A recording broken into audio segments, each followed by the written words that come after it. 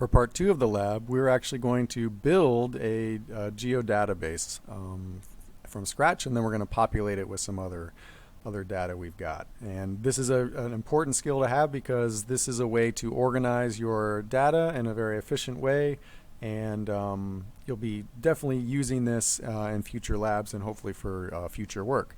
So we're going to follow along with the text here in the lab, part 2, building a geodatabase. Which starts with creating our own geodatabase using Arc Catalog. So what we've been working in so far is ArcMap, right? And actually, you should save. I'm terrible. I have not saved my file yet. So File, Save As. You should save this because if the computer were to crash, you would lose all that work you just did. So again, for me, I'm doing this under Work, Geog 481.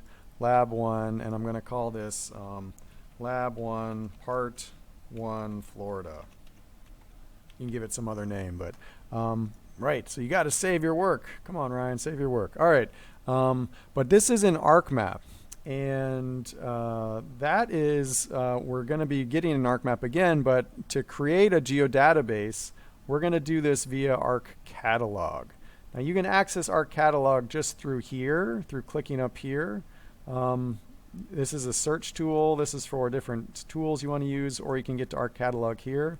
But we can also get to Arc Catalog if you have an icon for Arc Catalog. I actually don't have one that's shown here. I don't have one on my screen. And so on my machine, I'm going to Arc Catalog. So this is Arc Catalog. This is what I'm interested in using. And so that's another way to get to Arc Catalog. So it's coming, it's opening up. I'm kind of bringing it into frame here. And so this is Arc Catalog, right? It's related. It's part of the Arc family of programs, but basically this is a kind of a file organizational program. And again, you can access it from ArcMap directly, or you can kind of open it standalone here.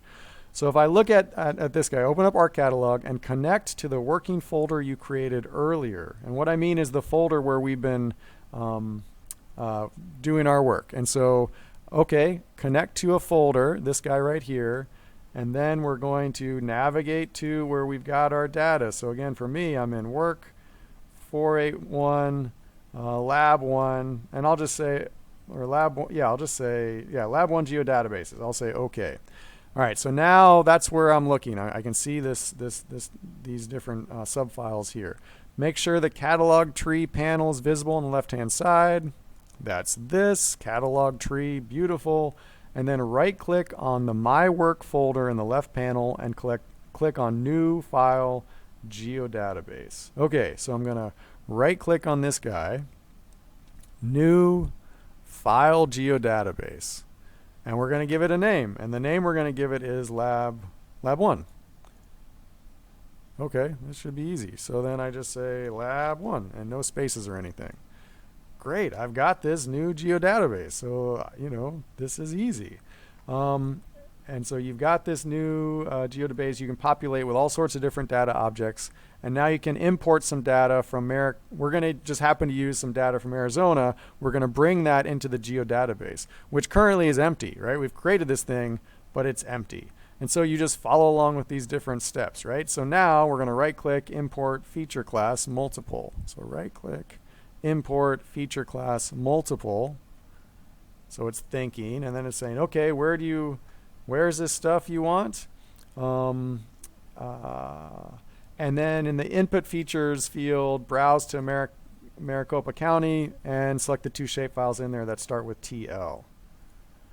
Okay, so we're going to look for these. Okay, Maricopa County. Again, these are files that we downloaded from La Lima. These are the 2 ones I want. These TL guys. And this is actually census data from 2010. We're in the process of the 2020 census now. So we're opening these guys, and then we're bringing them into the geodatabase that we just created. And then we're going to say, okay, it's thinking.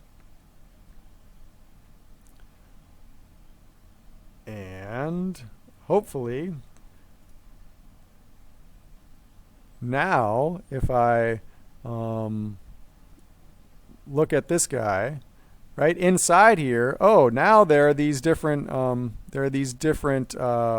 that they're shapefiles that used to be standalone shapefiles that have now been brought and are living within this Lab 1 geodatabase. Okay, so what did we just do? We took data. Let me go here. We took data which was living inside just a folder that had nothing to do with our project or anything. And in that folder, there were these collection of files. If you've seen this kind of thing before, these are messy shape files. And for a shapefile to work, all of these additional DBF, PRJ, the projection information, all these additional files need to come along with it, right? And so instead of dealing with these messy shapefiles, we have now successfully imported those shapefiles into this new geodatabase we've created called Lab 1, and these guys now live within there.